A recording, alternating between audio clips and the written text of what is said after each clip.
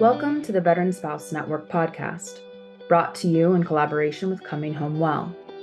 I'm your host, Hannah O'Brien, both a veteran spouse and the program manager for the Veteran Spouse Network. On each episode of our show, I will host different guests to learn more about the stories, unmet needs, and resources available to our military and veteran families. We're the show that's making space for your stories, so that here you know you're never alone. Welcome back to the Veteran Spouse Network podcast.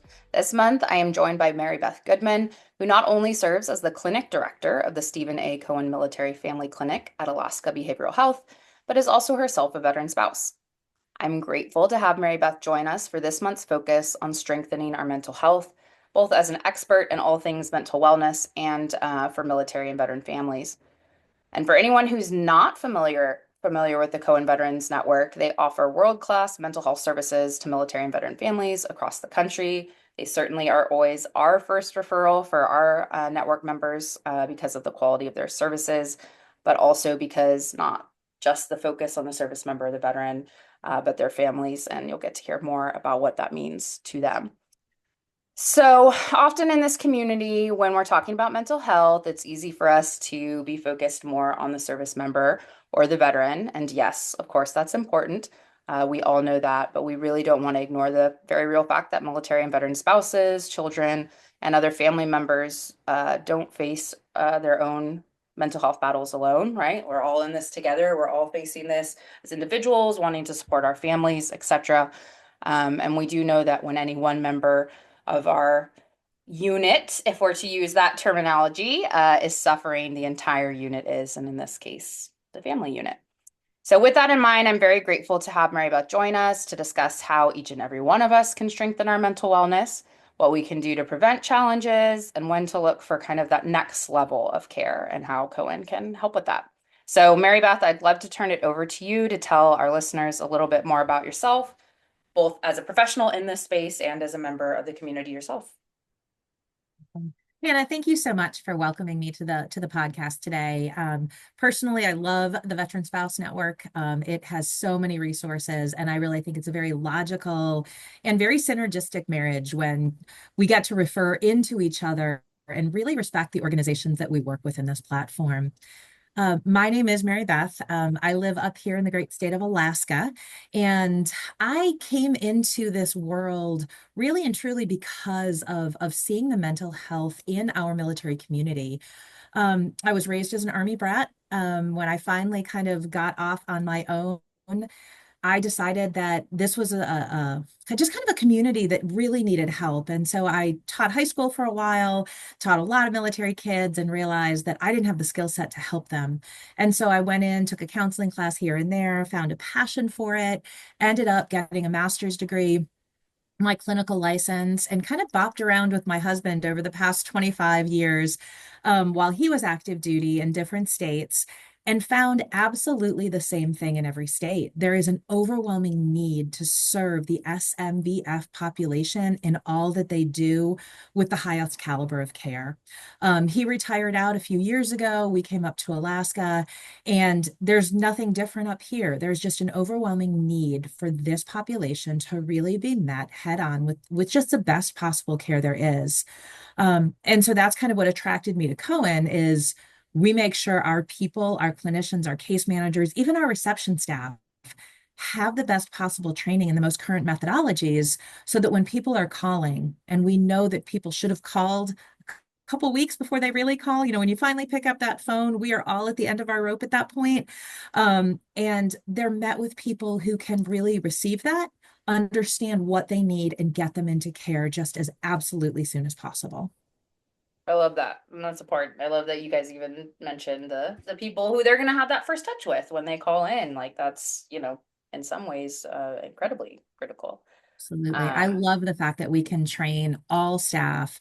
And really and truly, if you're going to tell your story, you want to make sure that that person can receive it well. And our frontline staff are the people who answer the phone. It's just what happens. it is, and that's critical. So, and that says a lot about y'all as an organization to acknowledge that and invest just as much in those staff members as you do in your clinical staff. Um, I remember when we met to kind of plan out what we were doing, you said something that I think our listeners should really hear and I want to hear more about. You said mental health is healthcare. So we talk a lot about that, especially when we're in the military population, right? Like, okay, maybe they can grab on a little bit more to like when you break your bone, you go to the doctor, and how that's not that different when we're talking about mental health care. So I want to hear a little bit more about what that means to you and how maybe we can encourage people to just kind of shift their mindset around using that to prioritize their own mental health and wellness. Sure. Well, in the introduction, I shared with you that, I've been doing this for 25, 30 years now, which means I'm a little vintage. And when I started this career, we really separated mental wellness and physical wellness into two very different categories and almost didn't understand that they were so intertwined. With research and development and really and truly stigma reduction campaigns, there's been a big light shed on the fact that these two things are absolutely the same thing. Healthcare is healthcare, and that doesn't matter if it's brain health, if it's mental health, if it's podiatry health, if Right. it's female health, healthcare is healthcare. And starting there, it's a really good way to have people just kind of take a look in the mirror and say, wait a minute. If I was limping on my ankle every single day because it hurt, and I had to buy special shoes, and I had to maybe use a crutch, I would absolutely go see a doctor. So if I am struggling with getting out of bed every day, if I am struggling with yelling at my children every single day, why wouldn't I go see a doctor? Right?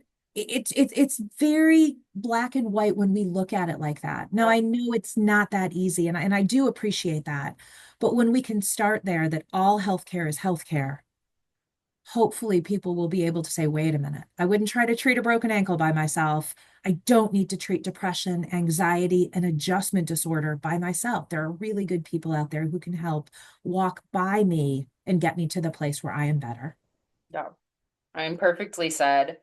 And I think just from, right, just like we would see in the physical healthcare model, there's also like prevention and intervention, right? There's things we do to upkeep our health, so that we hopefully don't need to go see the doctor. So, what are some of those things when we're thinking about our mental health or mental wellness? What are those some of those things that we should be doing to either prevention, to strengthen, to even kind of just be able to know what's going on and have awareness about where we're at mentally.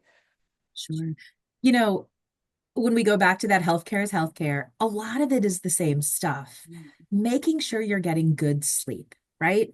Making sure that you're nourishing your body with healthy foods, making sure that you don't have a lot of caffeine on board, making sure that you're not having more than your share of energy drinks, monitoring caffeine, alcohol, right? All of those things we talk about, daily exercise, a walk, getting out in the sunshine, making sure that you're giving your body that natural vitamin D, getting into rhythms and cycles so that you are in patterns of activities and you're not isolating. Those are all things any doctor would say for good cardiac health and good respiratory health. Those apply to mental wellness as well.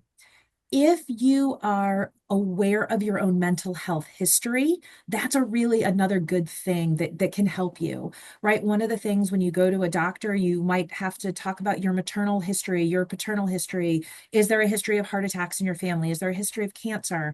Well, if there's a history of mental health struggles or mental health diagnoses, it's a good thing to talk about that and make sure we're educating because we know that genetically mental health can be something that is passed down through generations.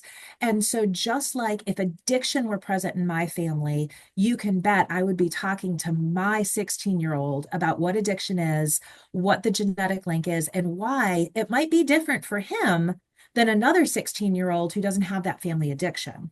And Right. so the same thing applies to mental health. We want to be aware of what came before us so that if the warning signs happen, we can be more prepared to step into treatment, if that makes sense.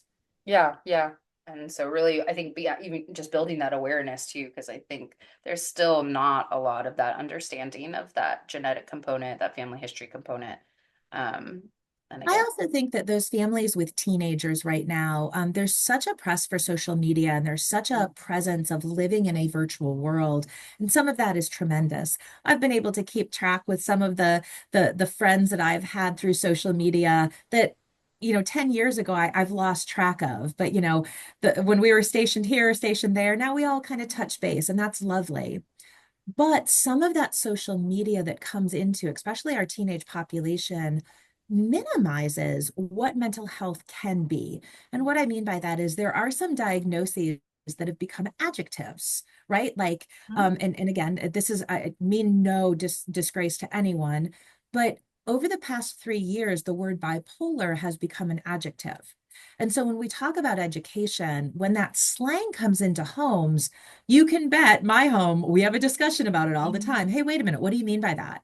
What do you mean when someone's bipolar? Do you understand the symptoms? Do you understand this? And again, it's eye rolls and but I mom, can tell you that my mom, right? But I can tell you that my kids and their friend group, when they use those words, they are given a little bit of education about how that really can be hurtful, yeah, especially if there's someone there in their friend group that might be dealing with that. And because as you talked about that unit, right? We're all a family unit in the military and in the veteran community. Sometimes it does take the least likely suspect to like a 16-year-old kid to say, hey, wait a minute, you know what? I, I don't know if you know what that means. Someone might be struggling. Let's talk about that. And I know that's uncomfortable, but having those uncomfortable conversations and getting comfortable, that is absolutely something we can do to make sure that we are mentally healthy. absolutely. Yeah. Having the conversations, period. I I think too, another one that I've seen, not necessarily a diagnosis, but that language is being used in interesting ways, or commonly when it doesn't mean what it means, is triggered. Yeah, Hear that a lot, like, oh, I'm triggered. Oh, I'm triggered. I'm triggered. yeah. And using that too as an opportunity to talk about what that actually means. Absolutely. And it's interesting you say that because here in the world of mental health, there's a very set definition for words like trauma. There's a very set definition and symptom list for post-traumatic stress disorder. And some of those words get thrown around. And I really do believe that for the individuals who are dealing with really severe cases, we don't want to minimize that. We want to make sure that they feel seen and heard. And so talking about I'm sorry. I have a 13-year-old girl and she's lovely and she is the light of my life. But there's a lot of drama that goes on. All of you moms of young teenage girls, my heart is with you right now. But it is very traumatic for a 13-year-old to have a bullying incident in school. But that might not make it a trauma by a psychological definition. That doesn't mean it doesn't need intervention. That doesn't mean it's not important. That doesn't mean it wasn't impactful. But sometimes when we talk about, like life was so traumatic, okay, well, is it traumatic big T or is it traumatic Right. little t? And the reality of really kind of getting that definition out is all of those may need mental health interventions. All of those really could benefit from sitting down with a counselor, whether it be an individual or family, or maybe even a group setting to learn more and to understand why your body is that word you use triggered, right? All that means is there's a flood of norepinephrine, there's a flood of adrenaline. Things are happening in your brain to release these chemicals, and your body doesn't know how to react to them. Mhm. We can help you with that. But overusing those words sometimes minimizes those individuals who really are struggling and then they don't want to speak up. So being able to have these very transparent conversations about what trauma is, how it impacts us, what a trigger is, and how we can truly be in control of our triggers through therapeutic interventions. Yeah. And I'm so glad you brought up like big T versus little T trauma. That was like, I remember when I learned that, I think we were in family therapy when I was a teenager. My brother was dealing with some stuff, and that was so helpful to me to just understand. And it's a really accessible way to talk about trauma on a spectrum. But and like you said, that it all can benefit from care. It's all legitimate and valid. But it doesn't look the same, and it may not require the same level of support. Well, obviously, we know treatment is very individualized, period. But Absolutely. And because treatment is so individualized, it may be that something that perhaps me as a mom, I don't view as traumatic, but my 16-year-old and my 13-year-old truly views as traumatic. And I need to open my eyes to that and switch a little bit and say, wait a minute. Okay, maybe this isn't a big T trauma, but it certainly is impacting their life.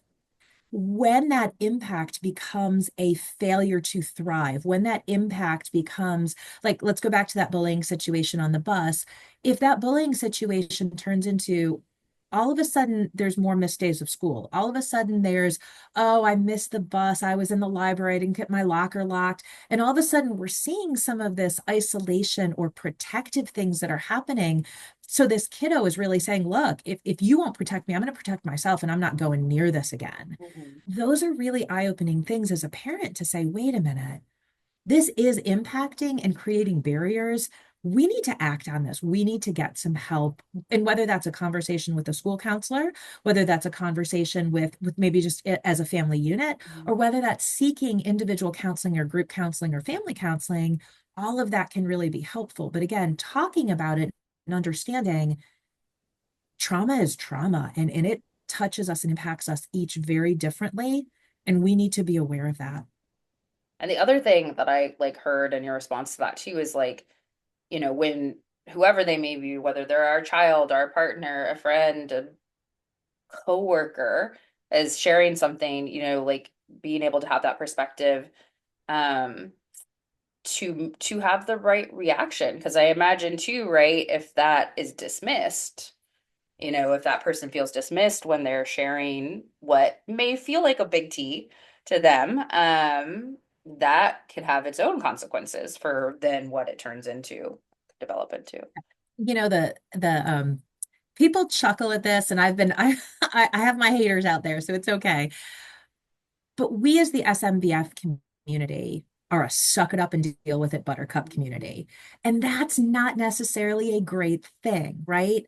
The whole fact of, yeah, I can absolutely PCS every 2 years and we can move and he's gone and I'm handling it and this is your fourth school in 3 years and sorry about making state last year because you're going to be starting over at the bottom of that athletic heap and it's almost this badge of honor we start to wear. And there's nothing wrong with that because military families and veteran families should be proud of every experience they've had, every opportunity that they have had to serve their country through their family service, through the service member service, and everything they do to come along and support them. But if we've lost a general awareness of, wait a minute, I can be very proud that my teenager has been in 14 different schools, or my elementary school has my elementary school kiddo has now been in 3 different preschools. There is something to be said about just saying, I acknowledge that this is tough. I see that you're a little frustrated today, and that's okay. It doesn't change what's going to happen, but I can meet you where you're at, help you with maybe a hug, help you with a pause. Wait, I know we're kind of going down rabbit holes now, but we used to use this term called PCS pretty. And any of you who have been on bases with me, you know this term. And we used to joke, and at the absolute worst moment in that PCS, we would take a picture and we would put it on the fridge and we would scroll all over it, PCS pretty, because you know what I'm talking about. You know that when it's been a 5-hour car trip and the tire blows out and you're not going to get there in time and the dog just ran down the street because your 10-year-old forgot to put a leash on him, and all of a sudden your spouse just blows up and you're like, it's okay. It's not okay, right? We are allowed to have those moments, but just taking a virtual snapshot in your mind and saying, wow, this is one of our pretty moments as a family, isn't it? Mhm. It's okay, right? Enjoy it, embrace the humor, because it will be different in the next moment. It will be different the next day. And we just need to get through things, but acknowledging, hey, this was tough. This was tougher than we thought. This didn't go the way we wanted it to go, but that doesn't mean we're not in it together. I'm sitting by your side with us. No, I love that. I love all of that. Um, I wanted to talk something we had talked about when we prepped too was another kind of way to set ourselves up for success. is really around kind of how we set boundaries for ourselves, which I know for people, for the spouses and caregivers, we're largely serving in our work, and that y'all certainly see a lot of in your work. That can be especially critical for them when it's a lot of doing for others. Um, so we talk about it a lot, but a lot of what we hear is like, cool, we get it, right? Yes, those things are good to do. But it's really hard to implement, or it's really hard to hold ourselves accountable when they don't, maybe aren't met with, they're met with some defiance, some people pushing those boundaries. So I wanted to just take some time to hear what you kind of have to say kind of around boundary setting and how to implement that to the best of our abilities and why it's important. Sure. Boundaries is this term that kind of took on a life of its Yeah. own. And I want to say, like, even back in the 1980s, it had a life of its own. Whenever I hear people talk about boundaries, I ask them first, hey, what's your definition of a boundary? Like, what do you mean by that? Define it for me. And there's a lot of wishy-washy. And so again, I'm a therapist, it's what I do. By the end of the conversation, I'm doing some psychoeducation and I'm helping people understand that boundaries are simple. It is where I end and you begin, right? I made a commitment. I'm going to be at this interview today to chat with Hannah and to share some information. But what I didn't say is, I can move that 4 times. And if I don't get, I don't know, if I don't get a 15-minute window, whatever, like add a million different preparations onto it. My boundary was, hey, I can't wait to meet with Hannah today. And so when I established that, if you came to the meeting and said, hey, I'm really sorry, I'm unprepared, my boundary would be very simple. Your unpreparation and my being ready are not bad things. That doesn't mean there's any ill will. What that means is, okay, Hannah, what do you want to do about this? I'm ready. So do you want to go forward or do you want to reschedule? Period. Right? I end, you begin, done. It's not personal, it's professional. When you take that into a family unit, there's a little bit more grayness, right? It might be that, I don't know, the person who's typically in charge of the budget and the grocery shopping and filling the fridge and making dinner, right? Like that person in the house, maybe that was what they said that they would do that day. And then the other partner comes home with the kids in tow and they've just had, a soccer tournament or a hockey tournament. And all of a sudden, you've got 3 cranky teenagers in the kitchen, you've got a heap of smelly clothes, and nothing's ready to eat. There's no food in the fridge. Well, we can't just simply say at that point, well, oh, that was your job. That's where that I begin and you end. No, in that case of spouses, I end where I end, meaning I might need to bleed over and where that might come in is a phone call on the way home. Honey, I know you're going to be tired, but I did not get to go shopping today. The car broke down, the dog had to have a tooth extracted, and the day went off the wheels. Can you please stop and pick up takeout, right? And what that does is that makes that boundary more concrete. That boundary is, I'm your spouse, I'm here to support you and protect you, but I am done. I need you to meet me so our kids can have their needs met. Right. One of the things that when we talk about boundaries, it is our job as parents, and make no mistake about it, we emotionally, physically, and financially care for our children, period, dot, end of statement. Even those 16 and 17-year-olds, right? That is our responsibility. And so putting that off on a kid at that point, we've gone off the rails again, right? We've pushed into boundaries where they begin and we end versus that definite stopping point.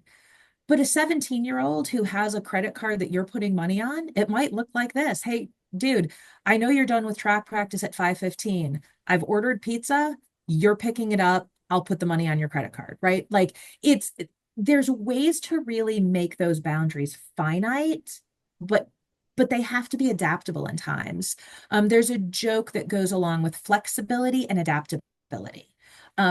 We are not flexible about boundaries in any way, shape, or form. It is where I end and you begin, period. But I'm adaptable. I might be able to mow the grass for you on Saturday if I wake up an hour earlier. if you make sure that you pick up the new washing machine at Lowe's because the old one broke 2 weeks ago. I don't know what that means per families, right? Like everyone has their own, but boundaries are very simple. It's where I end and you begin.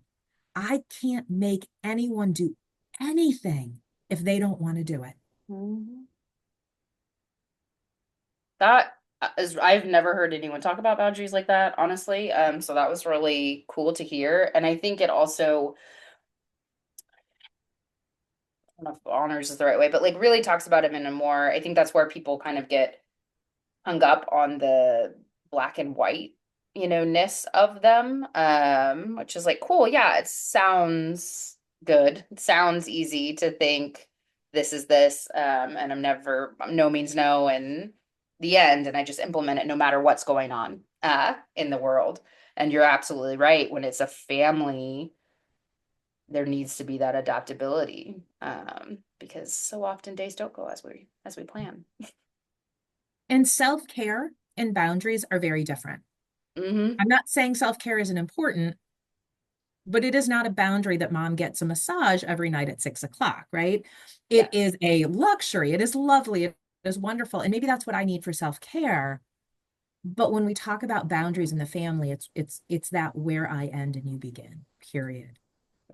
Yeah, and separating them is, I Mhm. think that is important because I do think those two things get blurred too.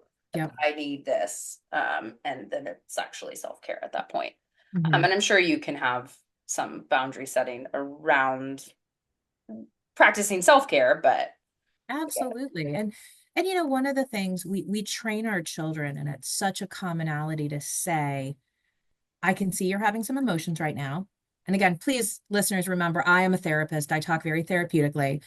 I can see you're having a tantrum right now. Go feel your emotions. Go sit down, go cry. Do you need a hug? What do you need? I'm going to set a 5-minute timer. And at the end of that, we're going to move forward. We're going to talk about how to get through this. If I had, if well, let's just say, a family where there's a father who loves sports and he goes and golfs on Saturday mornings. Great. Well, now all of a sudden there's two kids that are sick in the household, and he can see that mom has reached the end of who she Mhm. is, right? She is done.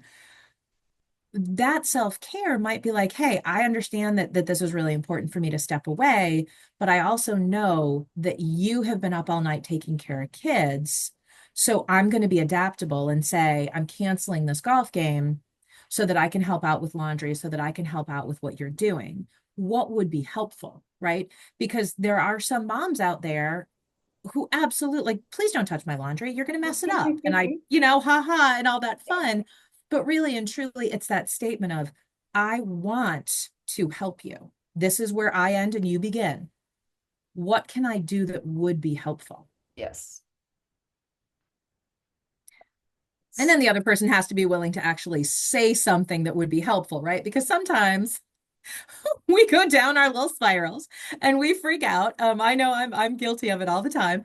But again, with boundaries, it's I need to step away for 5 minutes, gather my emotions, feel my feels, and then I can come back in and handle it. So could you just manage this chaos for 5 minutes Yeah. while I step away? Yeah. And I think the teamwork approach, the unit, whatever, the family approach, especially when you do have those older children who, when and where that's appropriate, is really helpful, and to think and talk about it that way, as a couple and as a family. I think that's another thing we hear often is like thinking that boundary setting happens in isolation. And then you're just like, this is what I've established, and everybody better get For on you. board with it. And then that's probably when we're most likely going to see that there is more pushback, because it might not work when we're having all those days that we know we're going to have. And that brings up the point. There are some families who really operate in two different environments, two different homes or two different cities. And it might be, as simple as, like Mm. when there's childcare custody agreements, I will have the children ready. They will be ready to go between this time and this time. And the boundary there is, if this is not met, then we need to go back to court, right? Like, and I know some of the things that we're talking about today are very simplistic, and the families that are listening probably are like, yeah, that doesn't work for me. I assure you it does. But remember, where I end and you begin, sometimes that gets really uncomfortable. And sometimes that means we need to sit down as a family. We might need a mediator to sit down. We might need to deal with this in couples counseling. One of the things that people don't realize is that family counseling, even after a divorce has happened, can be very beneficial because parents still have to co-parent, right? Going back to that original statement, you are responsible for raising those beautiful, beautiful children financially, emotionally, physically, all of it. And so, even if those two people have to come back into counseling to learn communication skills, to learn how to have talks and agreements so that those children can be raised and co-parented. I'm not saying that we're going to, come out of couples counseling with, a renewed love for each other. That might Mhm. not happen. But what will happen is therapeutic skills will be gained. And that might be, how do I control my anger? How do I communicate more clearly? How do I verbalize that this isn't working for the family? How do we communicate without spite? How do we forgive each other for hurting each other so we can move forward? No, I think that's a perfect segue too to, I mean, we're talking about couples in this instance, but there's all these steps that we can take to prevent, to protect, to strengthen our mental health. But how do we know when it really is time to kind of take that next step and like we're at that point where we need to look into, engaging with a professional? Yeah, that's such a good question. I I think it's going to be different for every single family, Yes. but I think what it comes down to is if it's occupying more space in your brain, there's like this 80-20 rule in supervising in business. If one person occupies 80% of your time, it's time to deal with this issue, right? Um, but for some people, that might be 10%. For some people, that might be 5%. If there is an issue that is occupying your brain space when you don't want it to, if you are going to bed and saying, okay, we got through that one, let's get some sleep and we'll tackle it again, right? If there is something that is consistently stopping you from really living the life that you deserve, that you want to live, that little kind of rock in your shoe, that's when it's really time to say, wait a minute, I need some professional help with this. And maybe my spouse doesn't want to come to counseling with me. Maybe my children aren't ready to come to counseling. Maybe I need to start with me first. And again, those are those boundaries we talked about. I am choosing counseling now. If I wait to see when the rest of my family is willing to engage in counseling, that might be years down the road. I am ready today, so I can take action today. Um, and again, we know that there's a technique called motivational interviewing, and it's in the therapeutic world, but there's lots of books out, lots of TED Talks. It's a great thing. But one of the things we know about motivational interviewing is the best way to motivate anyone is through modeling that change and what that change does to you. For instance, if I really wanted my family to eat more nutritionally, and I'm sitting at the table and it's always chicken nuggets and fries and ranch dressing, lovely, nothing wrong with that, by the way. But if I wanted to incorporate some more vegetables in the diet or maybe some fresh fruits, maybe that first day just looks like a plate of cut up carrot sticks and apples, and I eat them. And then I'm modeling that not only are they delicious, but wow, mom feels better. Mom feels more full. The next day, it might be, oh my gosh, my stomach doesn't hurt this morning. I wonder if it had anything to do with those apples, right? And that's kind of, we know through research that the best way to motivate isn't to nag in any way, shape, or form. In fact, nagging kind of is the opposite because then that person feels judged and shame, right? And judgment and shame are two demotivators. And so that just that positive, hey, I'm doing this for me. I'm taking a walk after dinner every day. And when I come back, I've got a smile on my face and the dog's happy and everything's, like even if my feet were sore after that, it's still I'm showing them through that motivation that I'm having that the changes are helpful. There's this misnomer that when you look into another situation, whether it be a family or a couple or just another living, unit, and you're like, gosh, they have it all together, or wow, she just changed everything overnight. It does appear that way to you, but Mhm. not to that person. That person has been they've been grinding away at that issue every single day. I have a very close friend who had gotten away from family dinners because of a divorce. And it was very important for her to have these family dinners. And and I suggested, I'm like, you just need to sit at the table. Like, even if people take the food and go to their bedrooms, you just need to have you clear off the table and just start sitting there. She said it took 4 months to where her son sat down. And then it took another month to where they all, because there's four kiddos in this family, to where all five of them had 5 minutes at the table together. It's a year later, and they have dinner together 5 days a week. Well, And there's no questions about it anymore. But it also wasn't, you have to sit down, or you're not eating. yeah. None of it. It was just the table was clear. Mom was going to cook dinner anyway. That was her commitment to her family. She had it at the table. Eventually it worked, right? And I'm not saying that works for everyone, but just showing that positive motivation versus nagging is really, really powerful.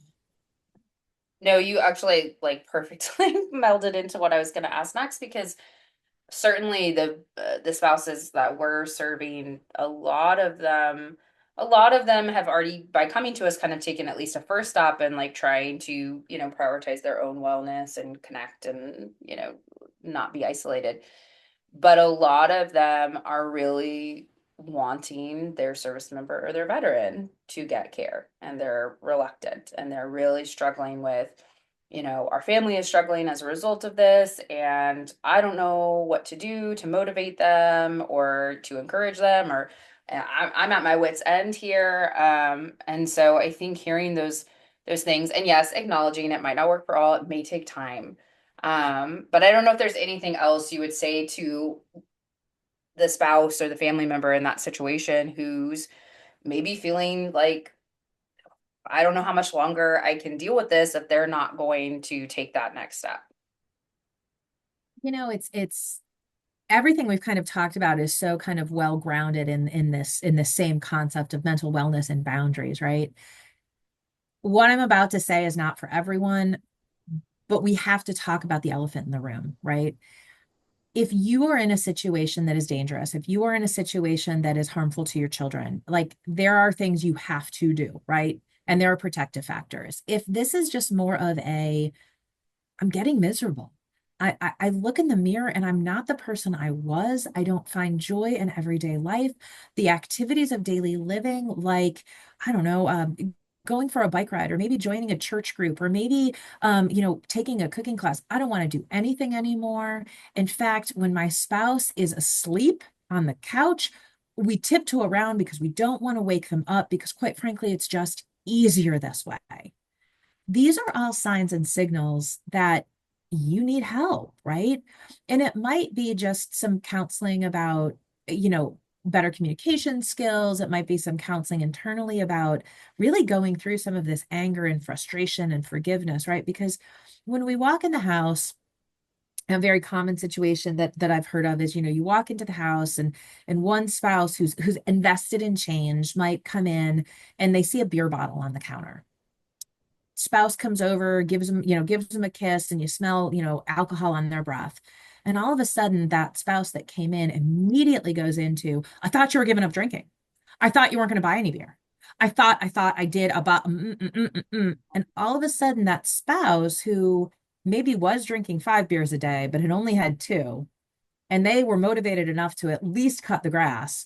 And now they're sitting on the couch just chilling and having a great day and feeling positive about themselves, just got hammered into the ground. Mhm. And now there's a big fight and.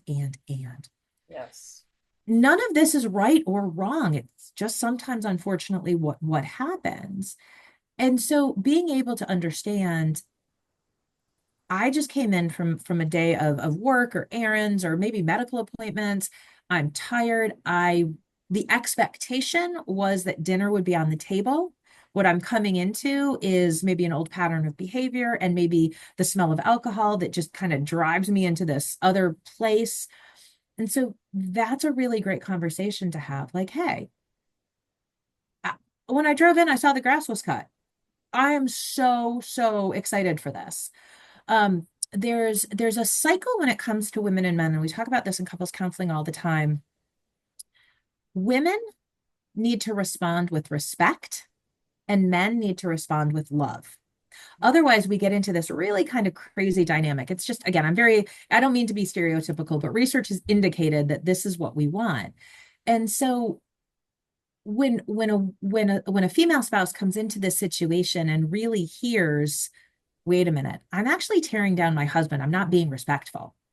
Mhm. Again, we cannot change other people. We don't have the power. We don't have magic wands. We cannot change other people.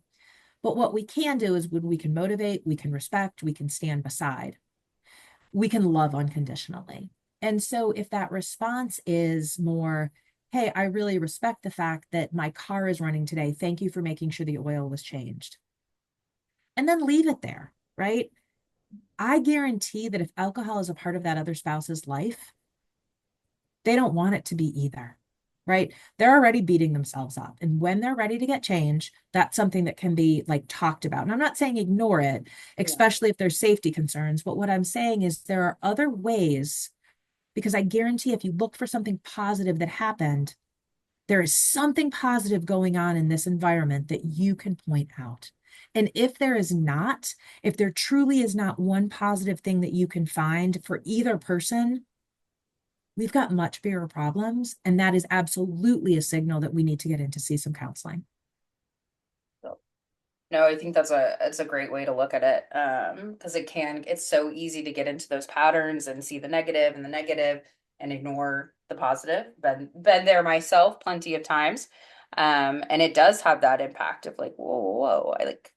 And I've never heard that. I mean, yes, I acknowledge what you're saying of like, yes, the men and women, but it's backed in research, like you said. And like, I've never heard it broken down like that. I know, especially if the man in said relationship happens to be a veteran, respect is really important. Huge. It is huge. And so much of that, again, we know this through evidence-based research and practices that when an individual leaves the service, they leave so much of their identity behind. And so much of putting on that uniform was just this immediate respect of it, right? You go to a gas station and you see an active duty service member in uniform filling up with gas.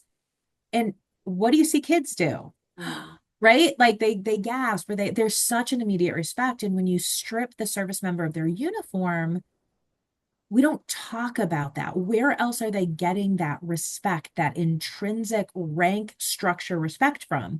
Because I can tell you, the female spouses out there who aren't active duty, who aren't veterans, are laughing. Yeah, no, we don't wear rank in our house. That's not flying with me, right? But the reality of that is when something has been ever present and very structured and it's not there anymore, that leaves a hole.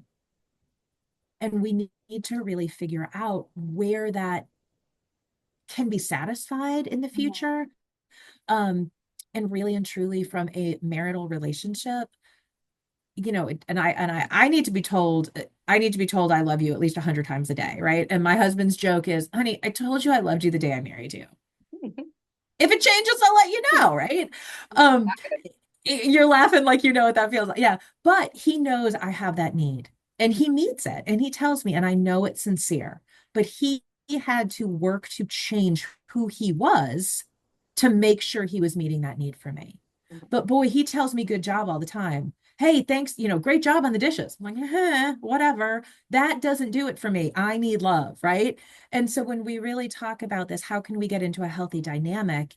Ask yourself as the traditional spouse, the traditional wife rather, are you responding out of respect? And as the traditional husband, are you responding out of love? And that's going to get you just in a healthier position. And again, talk to your marriage counselor about that. They'd be happy to walk you through it too. And no matter who you are, trying to have that self-awareness about what you do need from your partner, whatever it might be, and And communicating. how many times has anyone out there been in this crazy, ridiculous cycle where you're screaming things. And if you saw a videotape of what you were doing in this conversation, you'd be like, Yeah. oh, please don't post that to YouTube. That is mortifying, right? But it's not. It's who we become when we're frustrated and angry. And all we want to do is like shake our partner and tell them, I love you so much. I just want what's best for you. Well, what's best for them is theirs to control. They need to be that in order for change to happen, the individual who wants that change needs to be the hardest person in the working in the room. And that doesn't mean we can't offer unconditional support and love, but until that person wants change and wants to change things, it's just not going to happen. Yeah. And it's sometimes a hard pill to swallow, but it is what it is. And we can't But talk, let's Hannah, spend so much time talking about we can't yeah, control our spouse. well, but in that acknowledgement of I am not responsible for my spouse's behavior. I am not responsible for my best friend's behavior. There's a freeing that comes with it, and there's a release. And so, if that spouse understands you are not failing because your spouse, your partner in life doesn't want to change, that's their reflection. And let's really reframe this because you have a choice now. Do you want to stay in this marriage? Right. Do you want to support unconditionally?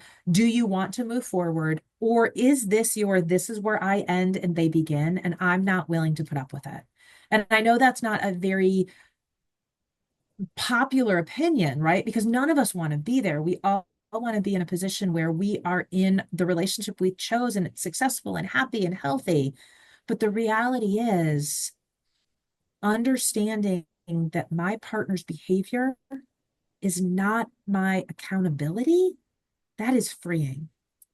No, that's incredibly freeing. And I'm glad you say that because that's certainly what I tell like when we're training our peer leaders and things about our groups. It was like the goal is not to keep people together. We're serving the one individual, right? The one family member, spouse, that can only control themselves. And we're trying to help them answer these questions that we're talking about, explore that for themselves. And if that means at the end of the day that this is not the right relationship for them to be in, then we've helped them move forward. We've helped them arrive at that decision, what's best for them.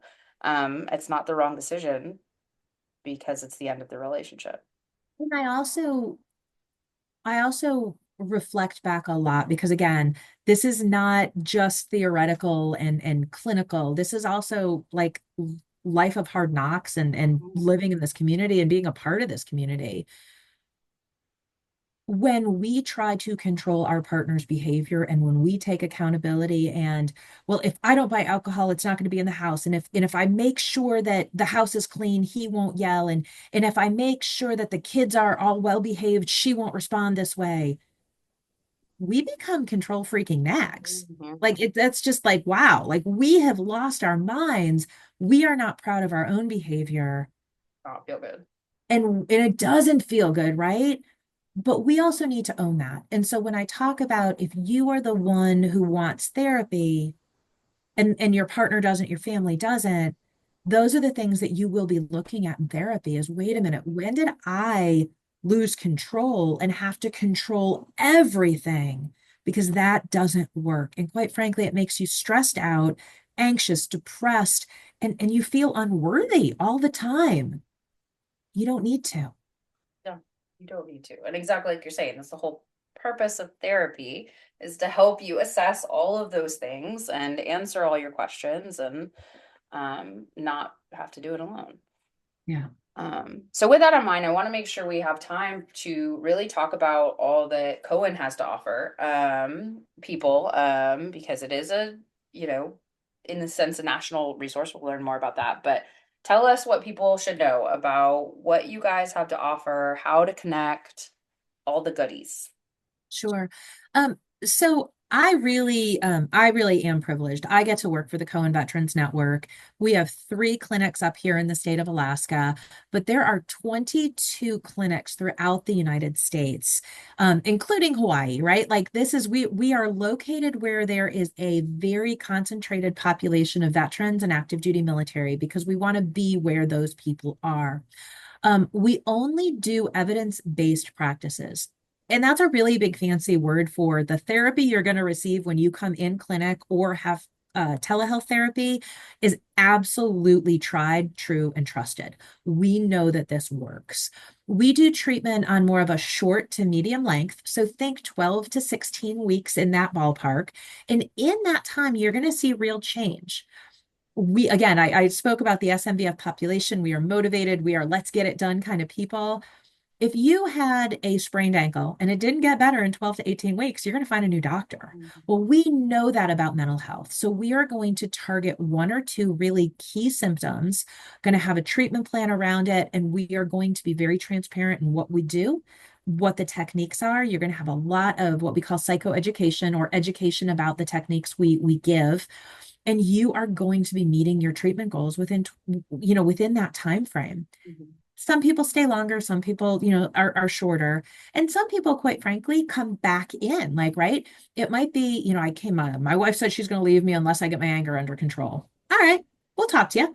So we do maybe some anger management, maybe some mindfulness, maybe from coping skills activities. And then after about 8 weeks, things are going really great. So then you go back into your marriage, and all of a sudden, 6 weeks later, we don't know how to talk as a family because for the past 5 years, you've only talked to angry me. And so maybe that comes into a couple session. Maybe then that morphs into a parenting. And then maybe the underlying issue is there might be some pretty significant trauma. Maybe it even is a PTSD diagnosis. And then we're going to get in and really do the trauma work after that. And so there's no real right or wrong way to enter or leave our system. We just want to make sure that you're getting the best techniques that are evidence-based, that are tried and trusted, and that quite frankly, you are back to the person that you wanted to be.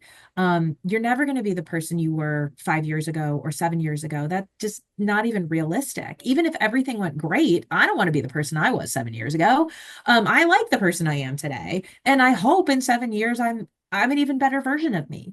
Um, but we're not here to fix people, so to say. We're here to really listen to what those individuals are missing in their lives, what's holding them back from living the best life they can live. And then we're going to match the therapeutic technique, the clinician who is skilled and the subject matter expert in that technique. And then we're going to put that group or that person together, and we're going to move forward with that through therapy. We do just about everything here at the network. We do individual, we do group, we do family. And when we talk about family, that might look really different, right? Up here in Alaska is pretty common where a family member who's not blood family might come up to help care for children or might relocate here. And now all of a sudden there's some dynamic issues. If the service member or the veteran calls them family, we here at the Cohen Network, we accept that. The other thing we do that's really unique that I love is we know now that a lot of individuals who did receive a dishonorable discharge or a discharge other than honorable really and truly had some issues that occurred during their service that truly impact their mental health. So for us here, if you wore the uniform for one day, we call you a service member and we are going to treat you. We treat people regardless of financial status. We have wonderful grants that we can use if people need that assistance. But the bottom line is there are no barriers to care here. We want you to get in. We want you to get help. And again, if it's not the Cohen Veterans Network, please get help somewhere. That's kind of our just overarching message is if you need mental health resources, we have case managers here who can match you up with the best possible solution. We have a case manager up here who pretty routinely refers people to like a partial hospitalization program because they need a higher level of care. And then when they come back, they do their follow-up care here. But it's not just about, our network. It's about making sure people are mentally healthy all the time and getting them what they need. And you're going to hear that attitude no matter which clinic you walk into. If we don't have what you need, we are going to make sure that we give you the best resources that are available. Perfect. So now everyone understands why we try to refer to you guys as often as possible for all those amazing reasons. Um, is there anything like you Alaska, I know very little about. Is there anything you want to highlight about your community, your work in the clinic? That's unique. So, mental health is mental health everywhere, right? It just is. So true. But we here in Alaska are a little bit more isolated in general because of land mass, right? We have a lot more land. What sometimes people don't realize is the entire state of Texas. I think I'm gonna be off on my statistics and I'm gonna get railed, but basically, it fits inside of Alaska. Like you can just put it right inside, and there's still a lot of land. So even it's just huge. It's easy to go out into the rural areas and not see people. 2/3 of our state is not accessible by road system. So either like a bush plane or a snow machine or a four-wheeler to get into some of these places. So there's a lot more remoteness here. We do operate via telehealth for the entire state, but we have three different locations. So we have two clinic locations in Anchorage and then one in Fairbanks, which is really helpful. We have a large population that lives on Kodiak Island and up in Valdez, and so there's a lot of need for people to be okay with telehealth, and that's okay too. It's a great tool to get people their needs. Here in Alaska, over the past years, we've made news for some really unpleasant reasons, and one of which is the high number of suicides in the SMVF population. If I could leave the listeners with anyone, is that there are so many resources here in Alaska. We are not resource deficit. We have amazing mental health resources in the state. It just might be accessed in a way that, going back to that word adaptable, it might not be in your backyard. You might not be able to drive 5 minutes to get to a clinician, but we can get you help no matter where you are in the state. I think that's important, and I think and Cohen in general across the country has a lot of telehealth coverage. Absolutely. So I Mhm. think Yep. being able to be open to that when you might not have those in person local resources, The lovely thing about having those 22 other centers is, you know, weekly we get messages back and forth to other directors that might say, "Hey, I've got someone moving to Wyoming. Do you have anyone who can practice there? Who do you know there?" And it's we might I not have a love that. center there yet, but we have we have the network and we have the subject matter experts to really understand resources in parts of the country that might seem sparse to you at first. Mhm. So would I be would I be right to say that even if they go on your site and see your map and they don't, they're not sure if they're going to be met with coverage, that it's still worth reaching out? Absolutely. It absolutely is. And if there is a clinic in the area that you live in, every single clinic in the network loves to show off. Come do a tour, come look at what's available. That's We important. network with all of our community partners like Veteran Spouse Network, Bob Woodruff Foundation, Wounded Warrior Project, the VSOs, the Department of Veterans Affairs. There's so much community hub that happens that if you are just looking for a place to connect, I guarantee that the clinic near you is going to either have or know of a peer support group. They're going to have or be able to connect you with, coffee on Wednesday mornings with the same group of veterans. We do counseling here. That is what we do, but we understand that connection is so important. So we are invested in that as well. And I can testify to that. We've worked so closely with the Texas clinics on offering Good. peer support groups at almost every single one of them since we started doing them back in 2018. So they've been that she means that they really do partner and try and connect people wherever they can for anything that's beneficial. So well, Mary Beth, I'd like to end it just if there's any final words of wisdom or anything you want to leave our listeners with. I always like to end that way just to make sure we didn't miss any goodies. Sure. The one thing I do want to say is if your brain is being kind of just tickled a little bit with, I want to know more, call a clinic, have a conversation. That isn't a commitment for therapy, that is just a connection. I also want to say if you are someone who is thinking about suicide, if you are someone who loves someone who's thinking about suicide, there are resources, there is help. It is not a dirty word. We need to talk about this out loud, and we need to make sure that we are doing preventative and stabilization care no matter what. So please do not hesitate to pick up the phone to get resources and to feel supported.